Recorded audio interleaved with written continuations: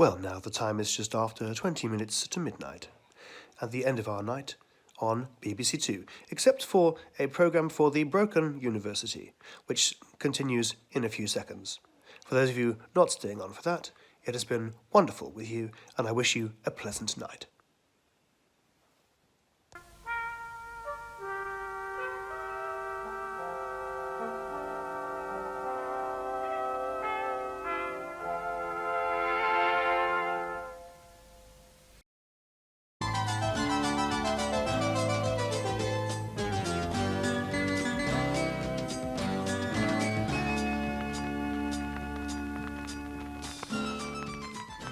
Hello, and welcome to this week's 1978 lecture on how we grow faith. This is lecture 64.2 as we explore Luke's Gospel, and you'll be glad to hear that we are nearing the end of section 1. In today's lecture, we will examine the account of two disciples walking to Emmaus, and what that has to tell us about how faith grows. So, as usual, let us begin with our source material. I have asked Reverend Brown here, who will reiterate the story in a contemporary style. Reverend Brown. It was Resurrection Sunday.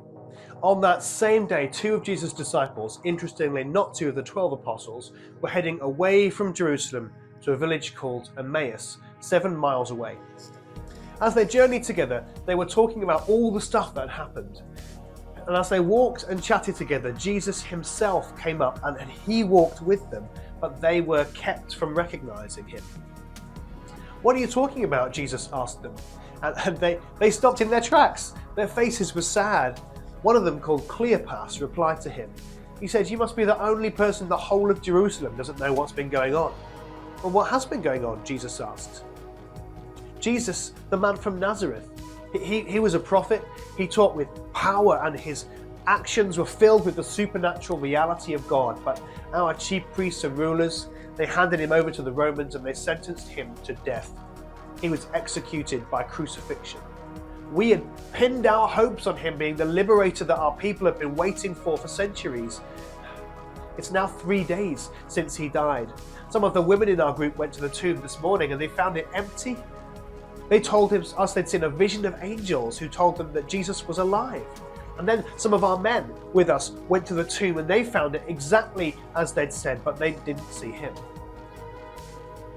Jesus looked at them and said, "Guys, your hearts are so slow to have faith and your heads find it so difficult to grasp what's been going on. The ancient prophets God sent were clear that the liberator would have to go through all this."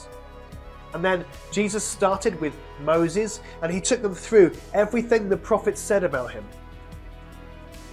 So as they approached Emmaus, Jesus pretended to go a bit further and the two guys begged him to stay with them, so he agreed. When they sat down to eat together, Jesus took the bread, he gave thanks, he broke it and he gave it to them. Suddenly their spiritual eyes were opened and they recognized him as Jesus, but no sooner did they see him for who he was than he was gone.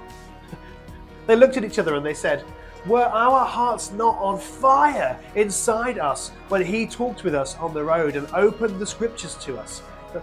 Within that same hour, they packed everything up, they were back on the road and they walked through the evening until they hit Jerusalem again.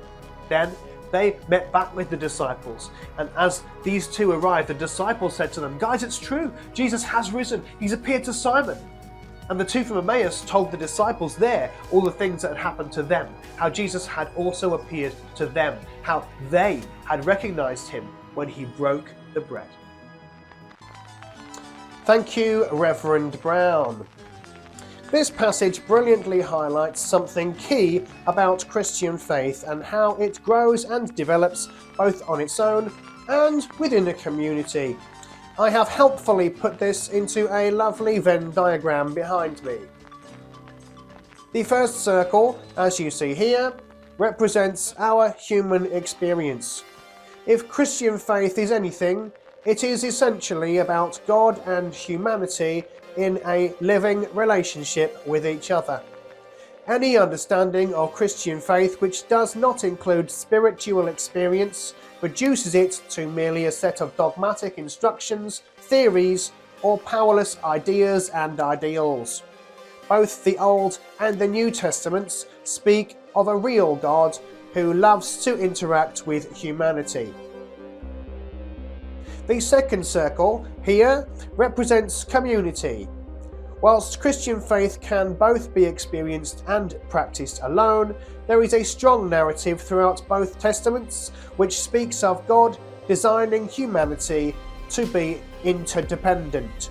We flourish amongst disruption, disagreement, and difference that diversity brings, and where we attempt to lessen that diversity, we consistently impoverish ourselves, our personalities, ideas, and challenges.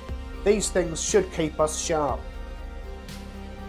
The third circle represents the Holy Scriptures. These Christians believe to have the power to teach us about both the divine and the mundane. They correct us, they guide our decisions and morals, they grow faith in us, reveal Jesus, speak prophetically to us, and more. Whilst we can read and study these holy words in isolation, or within groups which already agree with the conclusions that we want to come to, there is greater power in engaging with diverse opinion. So, here's where things get super interesting.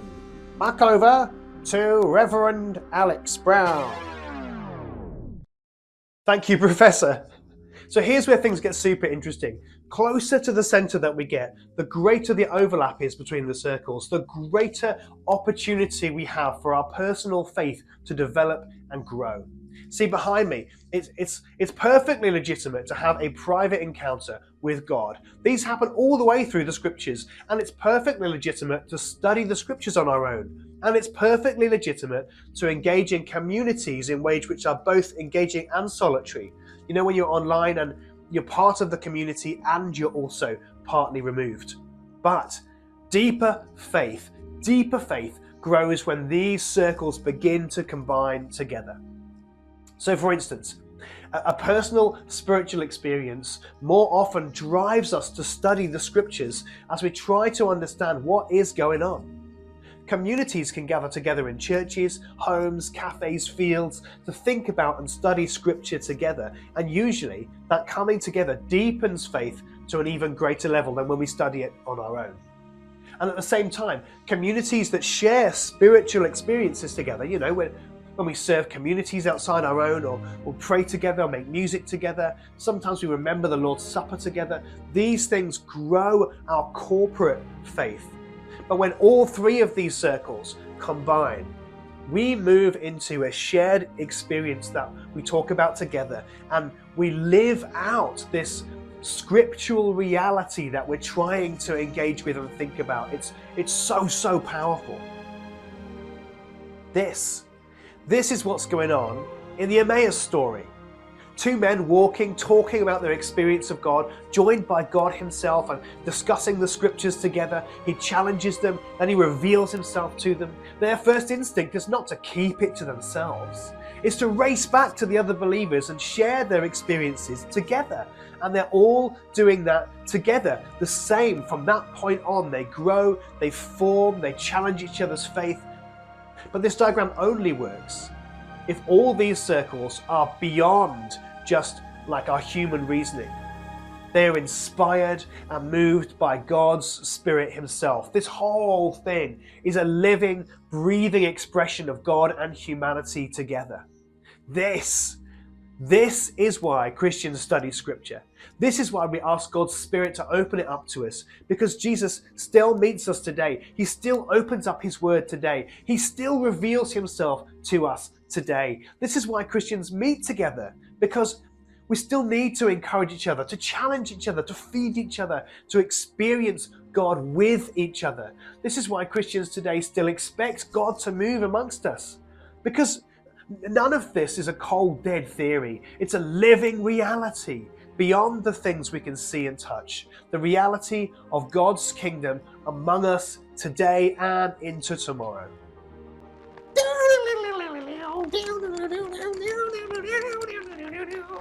Yeah, that's right. That's right. This is me on my time off. That's right. Yeah. So may we experience more of God's presence. May we meet Jesus daily. May we continue to have the scriptures unpacked to us by each other and by God himself, speaking to our hearts and our minds. May we continue to meet together. And may our hearts too blaze away within us, ignite an inferno, God.